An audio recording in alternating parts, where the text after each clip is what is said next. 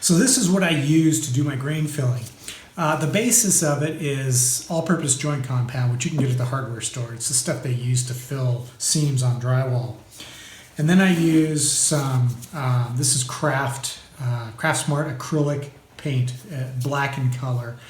You get this at your local big box arts and crafts store, along with some popsicle sticks. I get a couple of these things so that I can mix it up in with lids. I get these from the dollar store.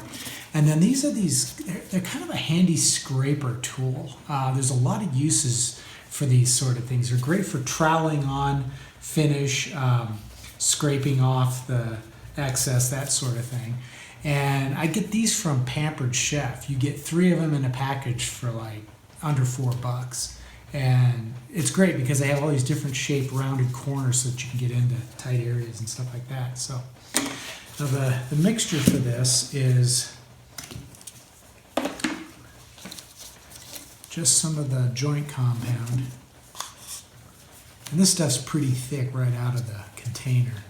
So I'm going to probably have to add a little bit of water to it, because I like a kind of a soupy mix to begin with so that it really soaks down into the pores. And you're probably wondering, or at least some of you are probably wondering, why do you fill the pores of wood? What does that accomplish?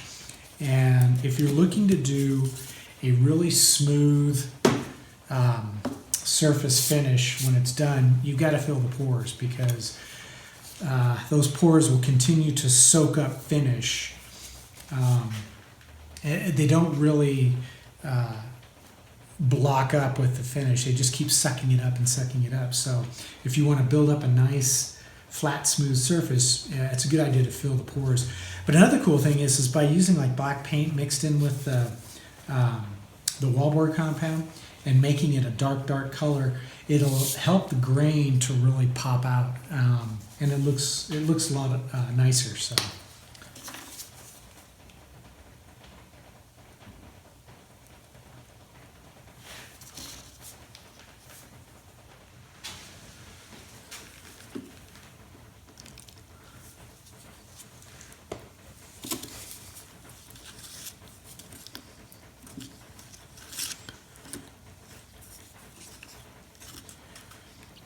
consistency should be kind of, I don't want to say soupy or like, molasses, maybe a little bit thicker than that, because since this is water-based, when the water evaporates, there will be a little bit of shrinking that occurs. It's not as bad though, because wallboard compound, it's fairly granular, so it doesn't really necessarily shrink up as much, but there will be some. You can just kind of plan on it. So that's kind of what we're looking for. It's almost, I don't know, like pancake batter. It's probably the best way to describe it. Black pancake batter. And it's fairly dark in color now, and when it dries, it'll dry much lighter. But then when I put down a finish over the top of it, no matter what it is, it can be an oil-based product, or it can be a water-based clear coat or lacquer or whatever, it'll turn completely black. So it'll do a nice job of making that grain stand out. So to apply it, I'll just pour some on here like that. And that's a pretty good consistency right there. And then I'll just start spreading it around, letting it fill into the grain, while at the same time trying not to make too much of a mess in my control cavity and around these string through holes or the recess for my logo.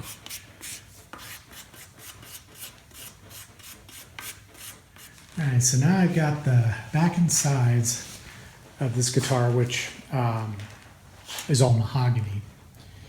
It's all filled now, so I'll just let it sit for probably a couple of hours and let it dry, and it'll be kind of this light shade of gray here. This darker is still wet. So okay, so it took about an hour for the stuff to dry, and now I'm ready to remove the excess and reveal the wood once again.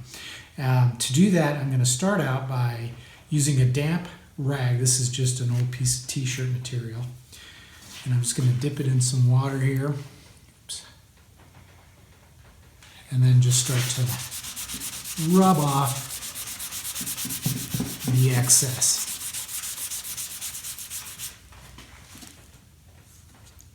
Sponge works well too.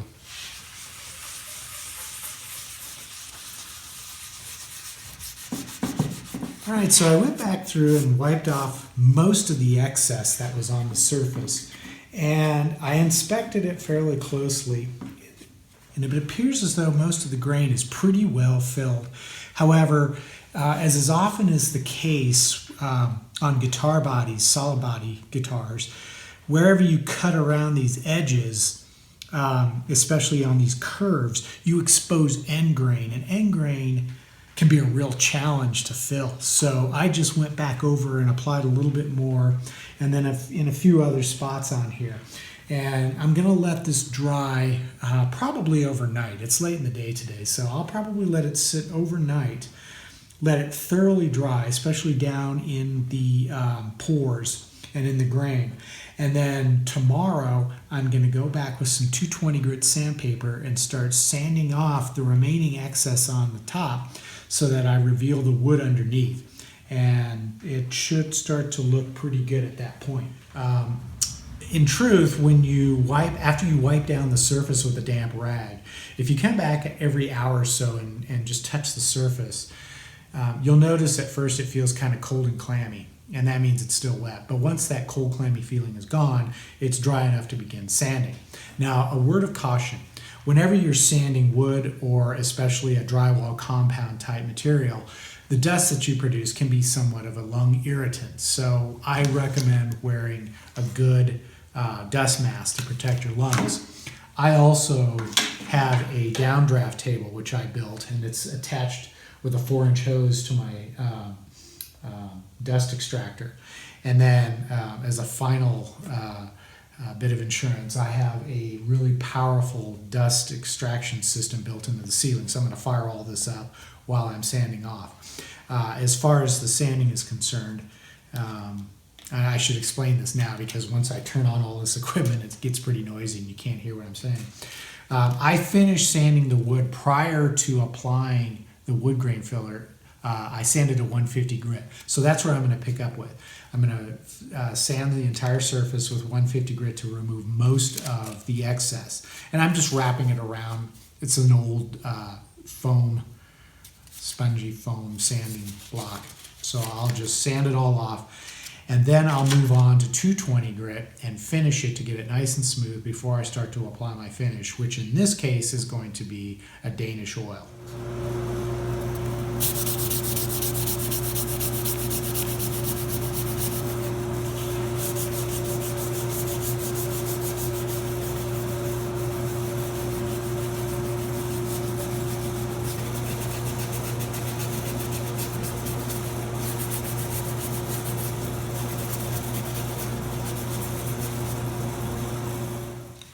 This is how the surface of the wood looks after I've sanded off all the excess grain filler to 220 grit. And now I'm ready to apply my finish. Now this video isn't necessarily a video about applying finishes, but I did want to show you what the wood is going to look like when I start to apply it.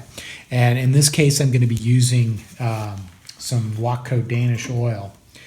And as you will see here, we get a nice color. We bring back that the tint of the wood, but the grain, because it was filled with the black grain filler, really pops out.